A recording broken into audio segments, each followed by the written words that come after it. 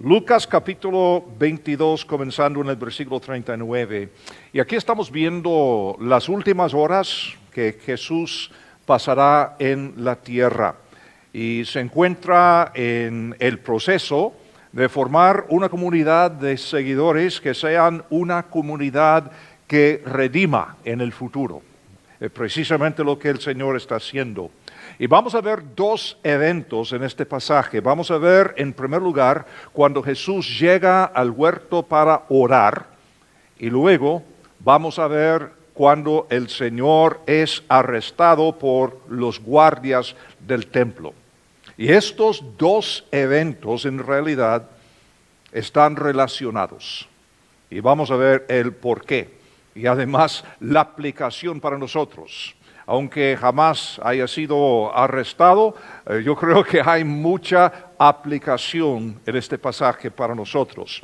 Lucas 22, el versículo 39, que dice, y saliendo se fue, como solía, al monte de los olivos, y sus discípulos también le siguieron. Cuando llegó a aquel lugar, les dijo, orad que no entréis en tentación. Podemos aprender mucho en cuanto a la oración. En primer lugar, la oración ha de ser un hábito, no un rito, por favor, no estoy diciendo eso, pero sí un hábito, no algo legalista, que si no lo hago el Señor me va a matar o algo, no, simplemente la oración ha de ser una parte íntima de nuestras vidas, de nuestra rutina cotidiana. Eso de orar, ¿por qué? Porque Él es nuestro Padre y no podemos hacer nada sin Él. Entonces la oración ha de ser un hábito. Y es interesante cómo es que Jesús siempre les da a sus discípulos su propio ejemplo en la oración. Es decir, que pocas veces, solamente en el Sermón del Monte, el Señor dice, bueno, quiero enseñarles algo sobre la oración y pues otras cosas más en el gran Sermón del Monte. Pero principalmente, el Señor les enseñó oración orando. Orando en su presencia y orando también con la participación de ellos. Versículo 39, ¿cómo solía? Interesante. ¿Cómo solía? Lucas sabe que orar fue una buena parte de su vida. El Señor siempre oraba, solía orar.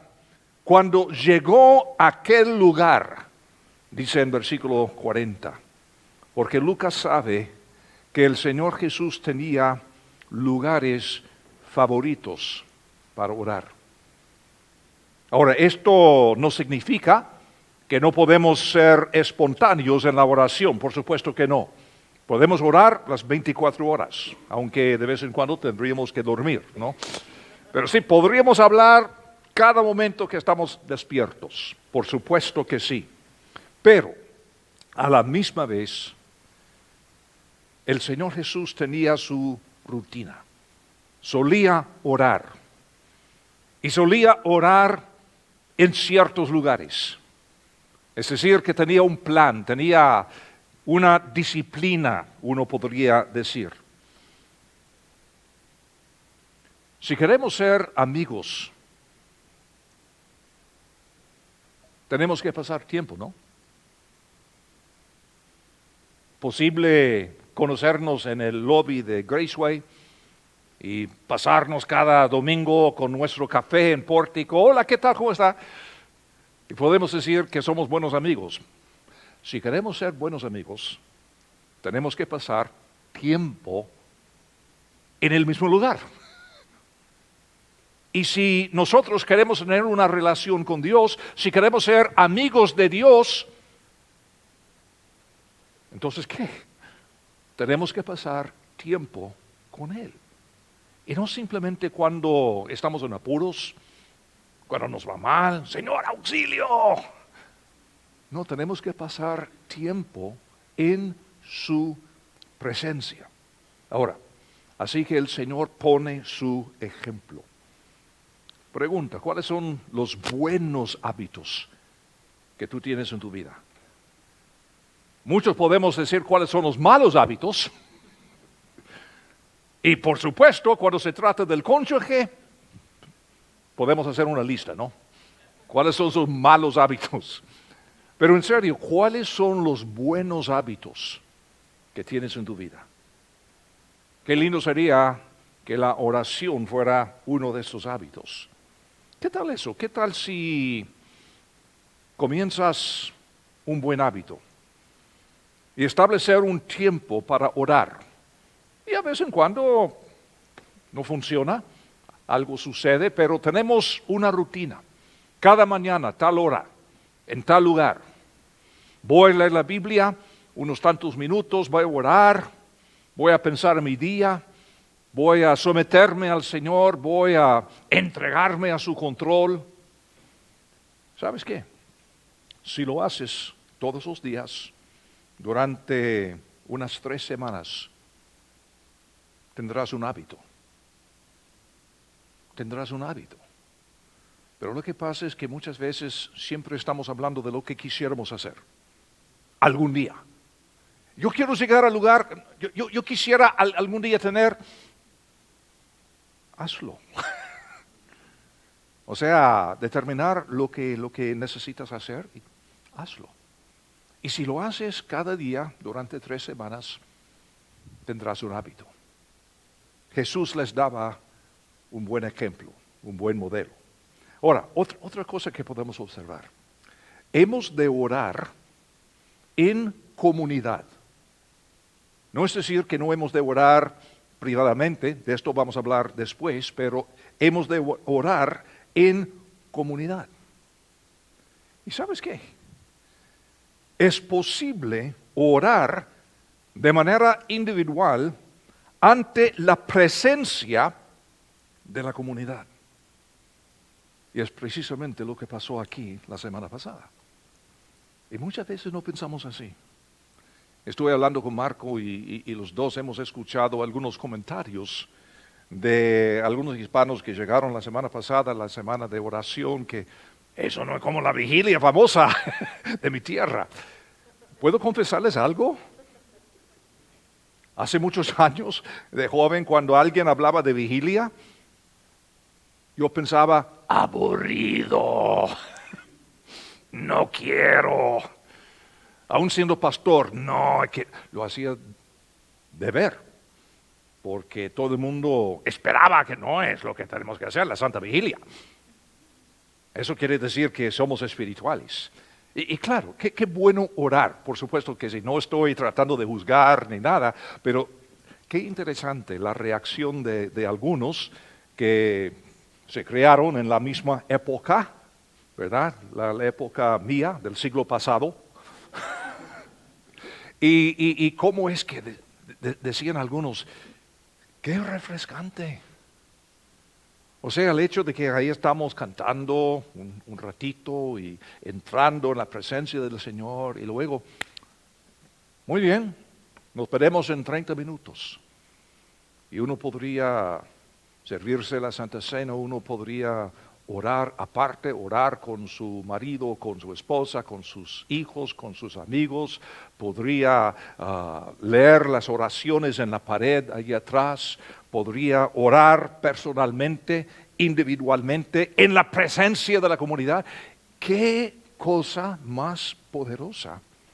Sentir el poder de la comunidad, todo el mundo en el mismo lugar, haciendo lo que cada uno pensaba hacer. Algunos tenían necesidad de orar a solas y otras personas oraban así. Así es nuestro pastor Tim. A él le encanta orar andando. Y otros viejitos como yo, sentados. Pero qué lindo tener esta libertad. Y entonces al final de la semana cada quien estaba diciendo, termina mañana, porque querían seguir. porque es algo genuino, auténtico y todo esto. Pero fíjense, orar de manera individual en la presencia de la comunidad. Hay tiempo, claro, para orar todos nosotros juntos a la misma vez. Como al terminar cada noche, ¿qué hicimos? Eso. Todo el mundo allí cerca de la plataforma, vengan. Y entonces 1 o 2 personas nos guiaban en oración como comunidad. O sea, una gran variedad. Y esta es la idea. Y en esta ocasión, Jesús iba a orar de forma individual, pero sus discípulos le siguieron.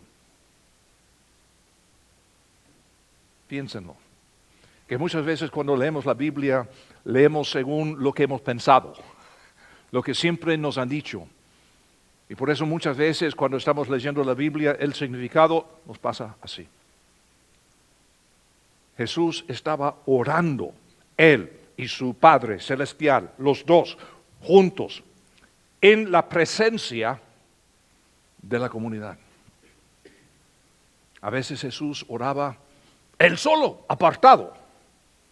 A veces Jesús, sus discípulos y a veces otros más oraban en grupo.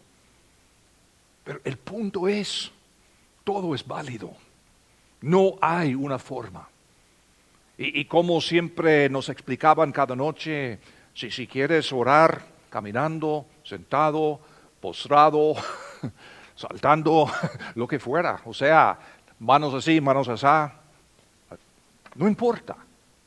Cabeza así, cabeza allá.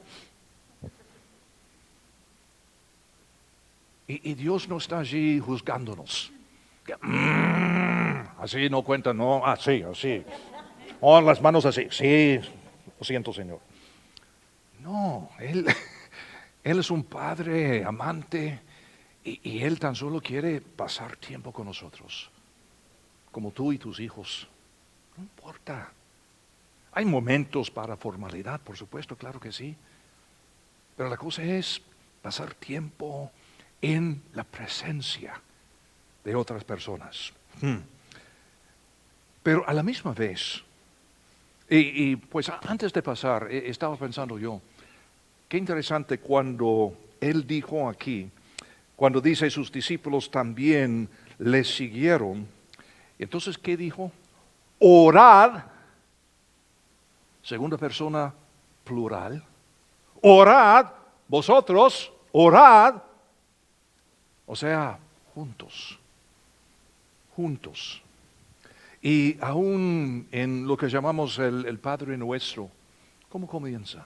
Mi Padre, no, nuestro Padre, que estás en el cielo. O sea, hay valor, hay poder, hay significado en estos momentos cuando oramos en comunidad y en presencia de la comunidad. En el mismo pasaje podemos ver que Jesús también oraba a veces apartado. Versículo 41 dice, y Él se apartó de ellos a distancia como de un tiro de piedra y puesto de rodillas, oró. Como en nuestra semana de oración, aquí podemos ver varias formas de las opciones que tenemos para orar siempre. Hay tiempo para apartarnos y simplemente estar en presencia del Señor, una forma íntima, una forma santa, y podemos ver esto también. Pero hay algo que el Señor aquí dice que es muy importante. Algo en el contexto, en esta noche en particular. Y el punto que vamos a ver es el siguiente. La oración es más eficaz para prevenir, no lamentar.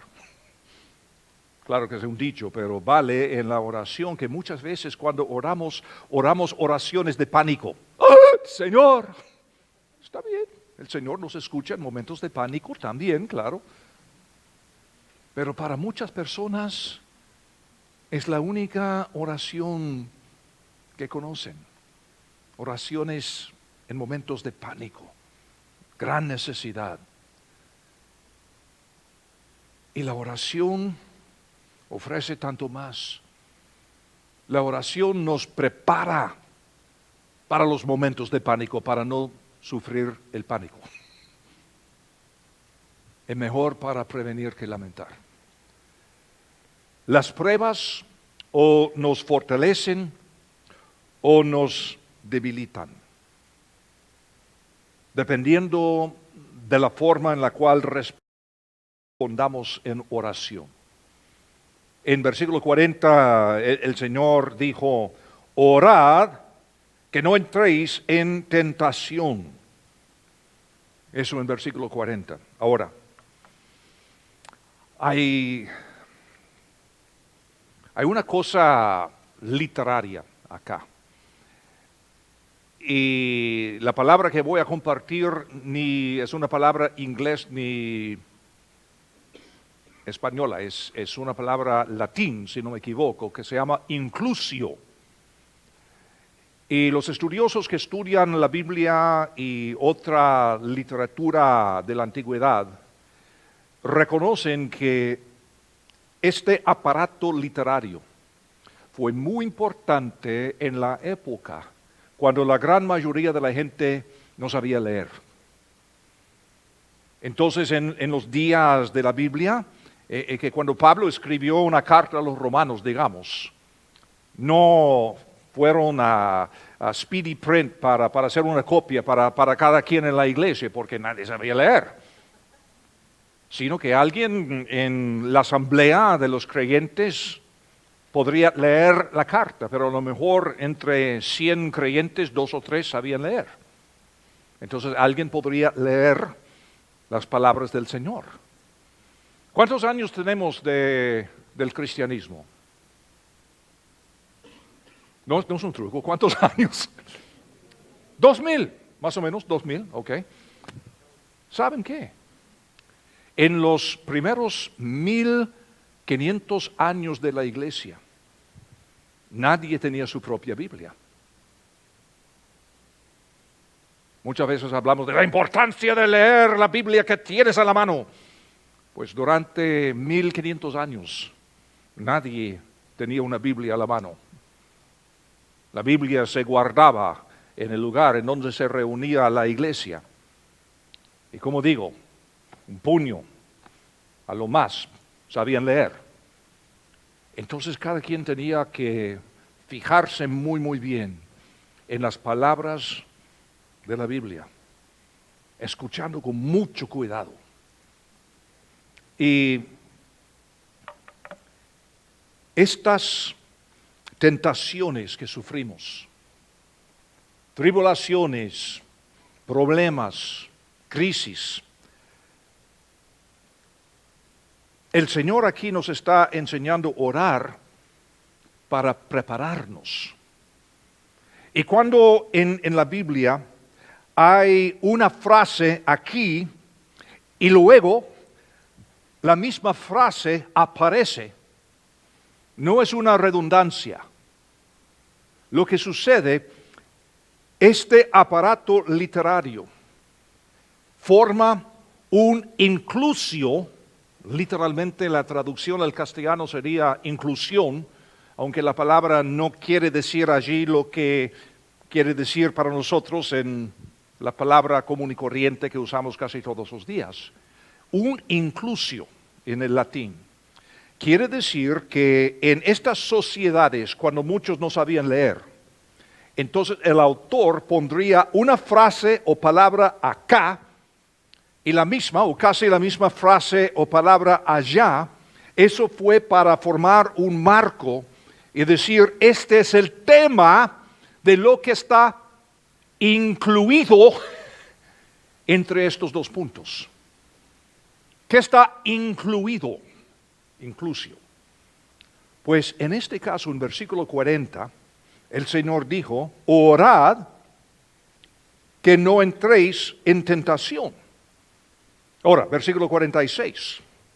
Y les dijo, ¿por qué dormís? Levantaos y orad para que no entréis en tentación. Ahora, si vives en el primer siglo y alguien está leyendo esta carta de Lucas y escuchas estas dos frases, dices,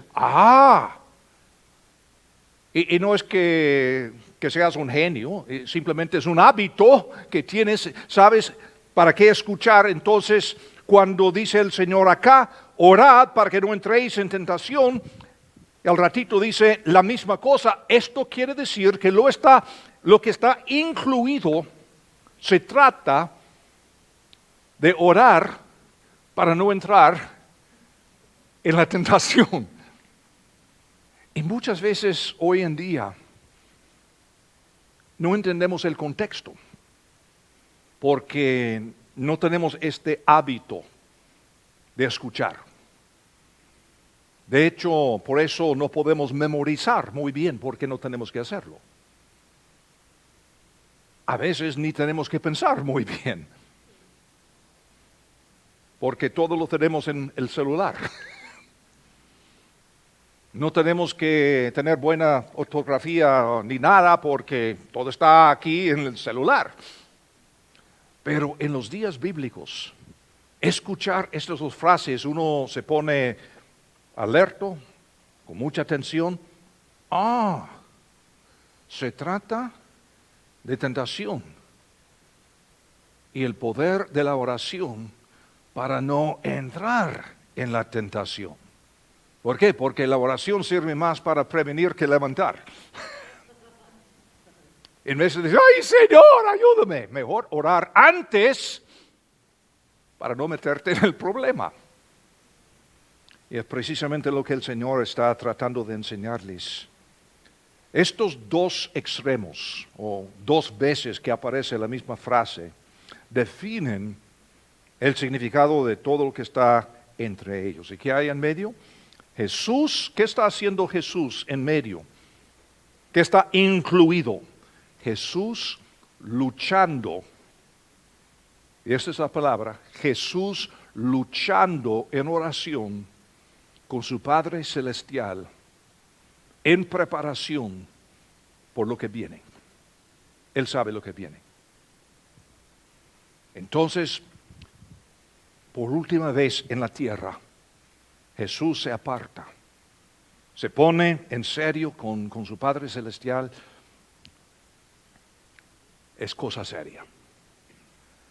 Esa es la forma en la cual Jesús se prepara sobrenaturalmente para ser arrestado, torturado y crucificado. ¿Y qué pasa? Él quiere tener a su comunidad, su célula, a su lado. ¿Qué lección? Estamos hablando de Jesucristo. Estamos hablando de Dios con nosotros. Estamos hablando de Dios encarnado en forma humana. Y Él sabe lo que viene. Totalmente. Y en estas últimas horas de su vida terrenal, Él quiere a su comunidad a su lado en el momento más crítico de su vida. Qué contraste a lo que sucede muchas veces hoy día cuando alguien está pasando por prueba. No quiero hablar con nadie. No, ya no voy a la iglesia porque estoy pasando por esta prueba. Precisamente cuando necesitas la iglesia. Cuando más necesitas la comunidad. Esto es evidentemente importante y es un componente clave, otra vez, de lo que llamamos el Padre Nuestro. Y no nos metas en tentación, mas líbranos del mal. ¿Cuántas veces oramos así? O mejor, me imagino que hay tantos que no entienden ni lo que significa. ¿Qué significa esta parte del Padre Nuestro? ¿Y qué significa cuando Jesús dice casi las mismas palabras acá en Lucas 22, orad para que no entréis en tentación? ¿Qué significa? ¿Qué está pasando? Jesús ayunó y oró por 40 días antes de ser atacado personalmente por el diablo en Lucas capítulo 4. Nosotros, si el mismo diablo nos ataca, estamos llorando 40 días antes o después, digo. Pero el Señor oró y ayunó 40 días antes, preparándose. Y cuando vino el malo, el diablo, el enemigo, resistió. Ganó la victoria. Pablo, de la misma forma, pidió a otros que oraran por él, por esto mismo. Segunda Tesalonicenses, si quieren, capítulo 3, versículos 1 al 3. Segunda a los Tesalonicenses, capítulo 3, versículo 1. Por lo demás, hermanos, orad por nosotros, para que la palabra del Señor corra y sea glorificada, así como lo fue entre vosotros, y para que seamos librados de hombres perversos y malos, porque no es de todos la fe. Pero fiel es el Señor, que os afirmará y guardará del mal. En las pocas veces que Pablo habla de sus peticiones de oración, es muy interesante cómo es que Pablo está pidiendo protección del diablo, está pidiendo fuerza en las pruebas, no está, y por favor, no quiero darles una mala idea, no es eso, pero Pablo ni una vez está orando porque tiene gripa o porque le duele el dedo o artritis o lo que. Y seguramente padecía de estas cosas y me imagino que también oraba porque el Señor tiene interés en cada detalle, pero qué interesante las peticiones de Pablo. En una reunión de pastores, ¿cuándo fue, Marco? ¿Ayer? La reunión de pastores. Estuvimos regocijándonos en lo que el Señor hizo la semana pasada y varios hicieron el comentario. Fue muy interesante ver las peticiones en la pared, que casi todas las peticiones tenían que ver conmigo. Y muy pocas estaban orando de una forma misional hacia afuera, orando por esa gente que nunca ha tenido el Evangelio, o lo que está pasando por otro lado del mundo, lo que fuera, pensando en la misión del Señor. Y eso viene, no es una crítica, es simplemente una observación de nuestra tendencia normal y natural de ser humano. Y lo que el Señor aquí está haciendo, está tratando de enseñarnos a avanzar hasta otro nivel de madurez. Y lo mismo con los niños, ¿no? Un niño de 3 años, ¿cuántas veces está pidiendo por los misioneros en China? Mío. O sea, todo tiene que ver con su vida, porque su mundo es muy chico. Pero normal y naturalmente, en el desarrollo del ser humano, con cada año de crecimiento estamos pensando más en los demás. A veces no, porque, oigan, hay personas con 80 años que tienen la madurez de un chico de 7 años, que nunca llegan a esto. Qué lástima. Entonces no es una crítica cuando digo que siempre estamos pidiendo cosas para mí. Es permitido y es necesario. Lo que digo, vamos a seguir creciendo para que también estemos pensando en orar de una forma global, lo que Dios está haciendo en el mundo. En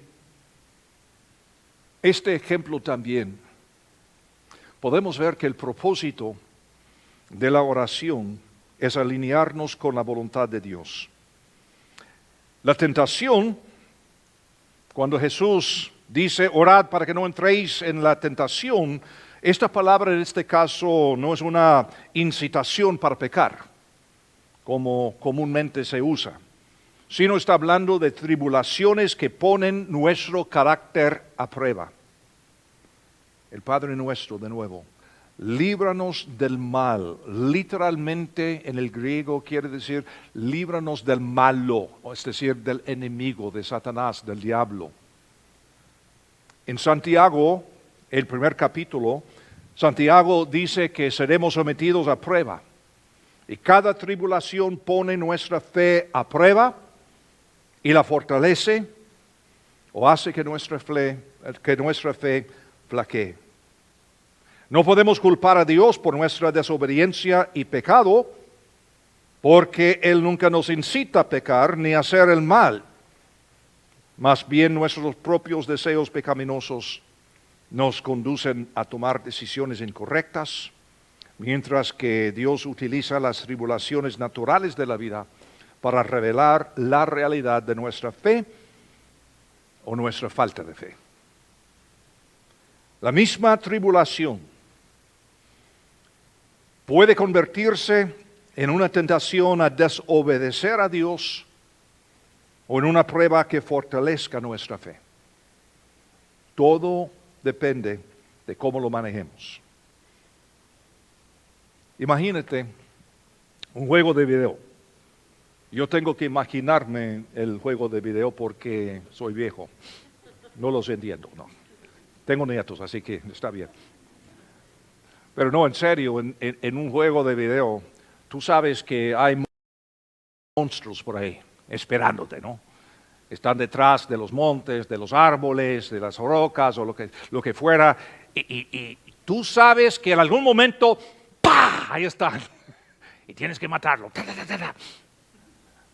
Ahora, no sabes cómo, ni dónde, ni cómo, nada, pero sabes que tarde o temprano ahí están. Así que los que juegan bien, ¿qué? Están preparados. Esto es lo que estamos diciendo. La oración no necesariamente elimina la tribulación de nuestras vidas.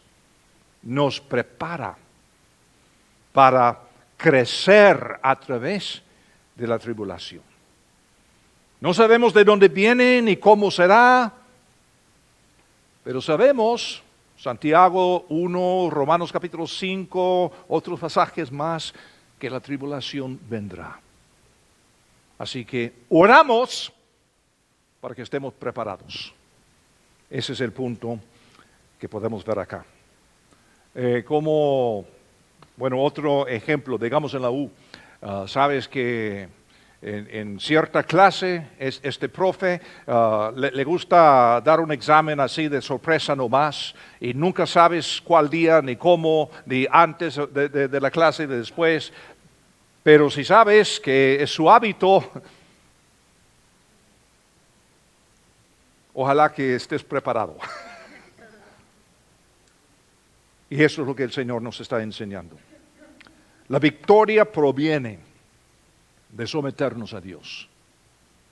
Había un pastor muy famoso hace algunos años atrás en California, se llama Ray Stedman. Ray Stedman fundó este grupo de iglesias que se llama Calvary Chapel, que hay por todos lados.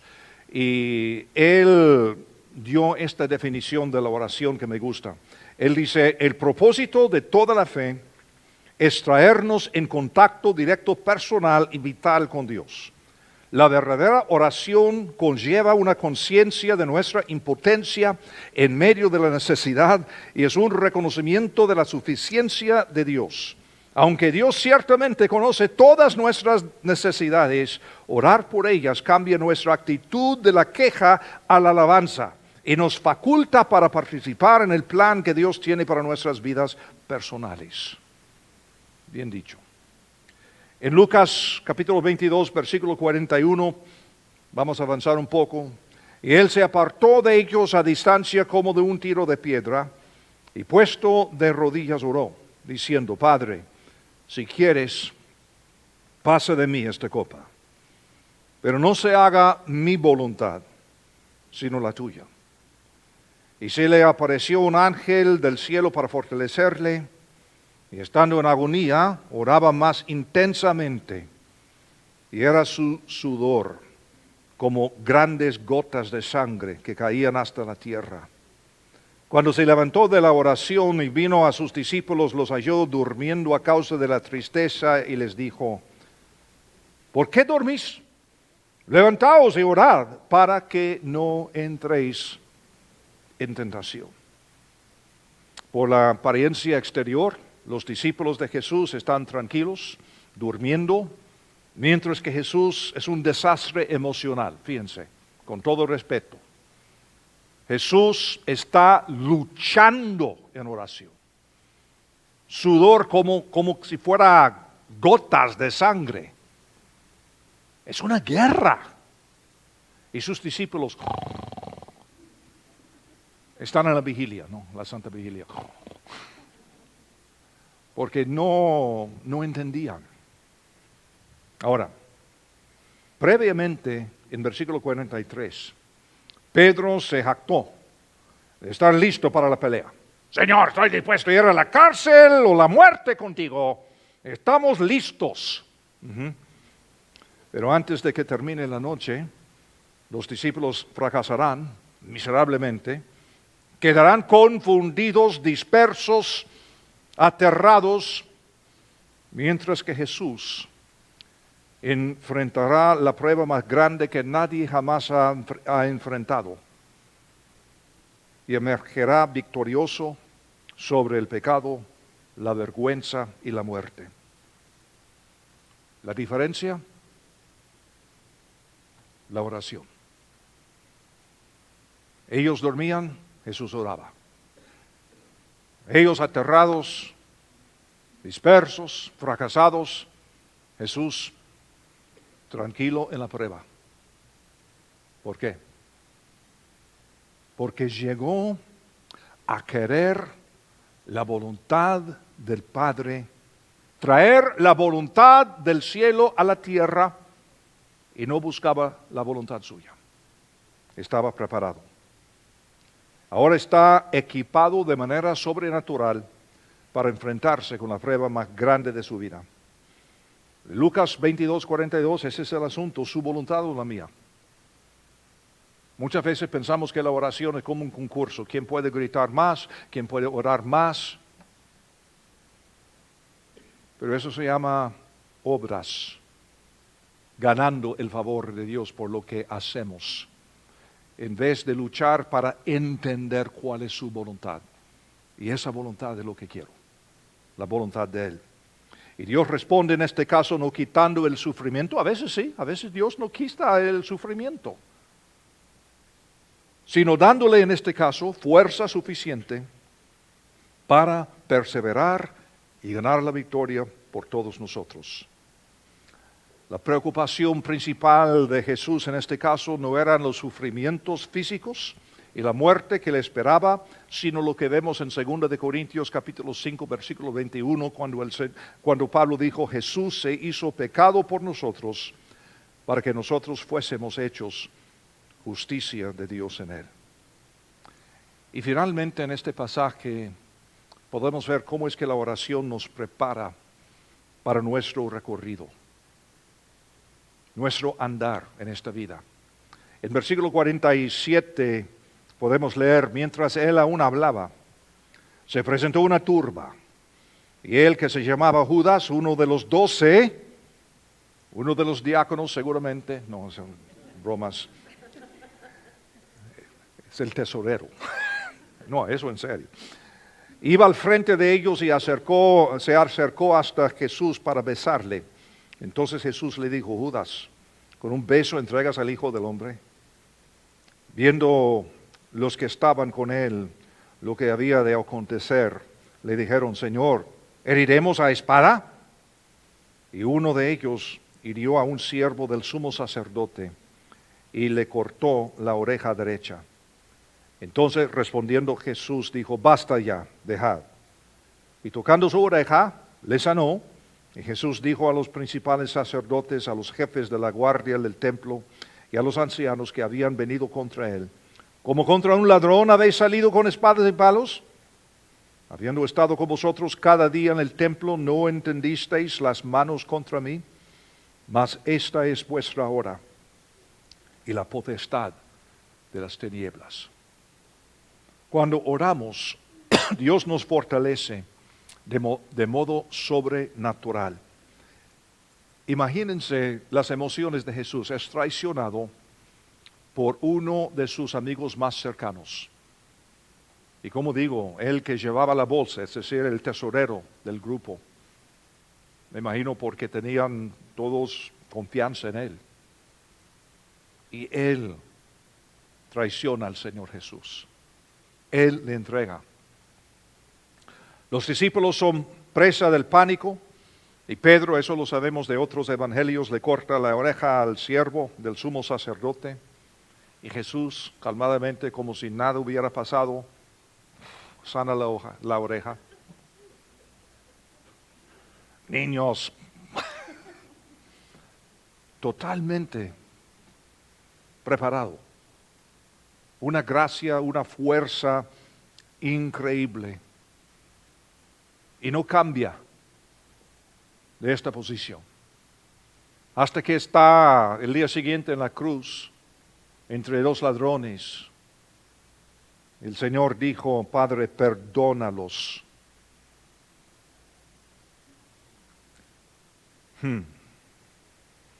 Osadamente Jesús identifica la turba, iguala su hora. ¿Cuántas veces en los evangelios Jesús está diciendo, mi hora no ha llegado, mi hora no ha llegado? Su hora ha llegado. Y al llegar su hora, lo identifica con tinieblas. ¿Qué está diciendo a los líderes religiosos? Vosotros estáis haciendo la obra del diablo. Líbranos del mal, del malo, literalmente. Jesús estaba orando, ellos no. Y ahí están haciendo la obra del malo. Y cuando no oramos, nos confundimos y tomamos malas decisiones. No sé tú, pero en el caso mío, les aseguro que así es. El pastor Tim siempre está diciendo, tenemos que orar primero, no como último recurso, tenemos que orar primero. Intelectualmente, eso lo entiendo muy, muy bien. ¿Lo hago siempre? No. Y cuando no lo hago, ¿qué pasa? Tomo decisiones equivocadas. Y tú también. Somos humanos, pero queremos crecer. 2 veces los discípulos recibieron la advertencia de orar, 2 veces no lo hicieron y se quedaron dormidos. Y esta es la tentación por la cual debieron haber orado, por estar preparados a su llegada. Y como resultado su reacción es el pánico, la confusión y como yo, decisiones equivocadas. Ellos fracasaron la prueba. ¿Por qué? Porque fallaron en la oración. Ellos pensaron que tenían fuerza suficiente, listos para la pelea. Ellos sí, Señor, te van a fallar. Yo no, yo soy Pedro, la roca. Están operando desde la esfera humana, no lo sobrenatural. Cuando trabajamos nosotros. Cuando oramos, Dios trabaja. Martín Lutero dijo, si oro menos, la cosa se pone más difícil. Si oro más, la cosa mejora. En serio, ¿cuántas veces oramos para prevenir, no para lamentar? Yo quisiera hacerlo más. Y honestamente, cuando pienso en mi vida, mis fuertes, mis debilidades, la oración es algo que nunca jamás he estado satisfecho.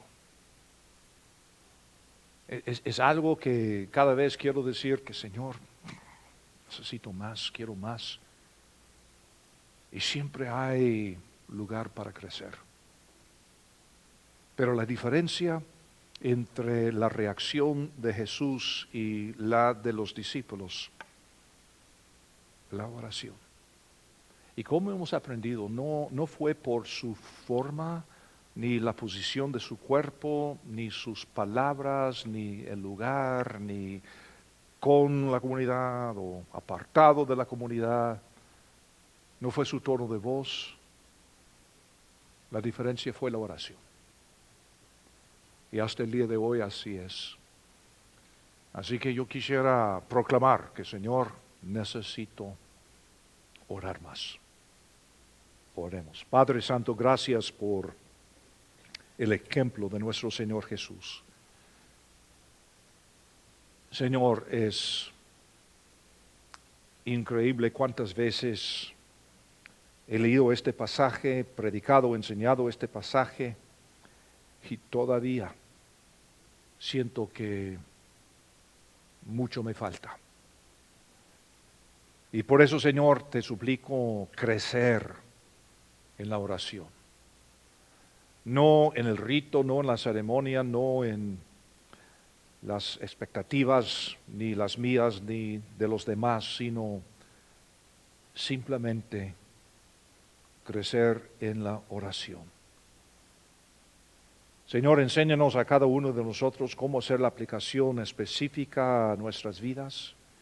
Gracias por la semana pasada, esa semana de oración y las lecciones increíbles que nos enseñaste, que me enseñaste a mí. Gracias, Señor, por cada persona que está presente. Gracias por las personas que nos están escuchando por forma digital en otros lugares. Te amamos, Jesús, y en tu nombre te suplicamos todo esto. Amén.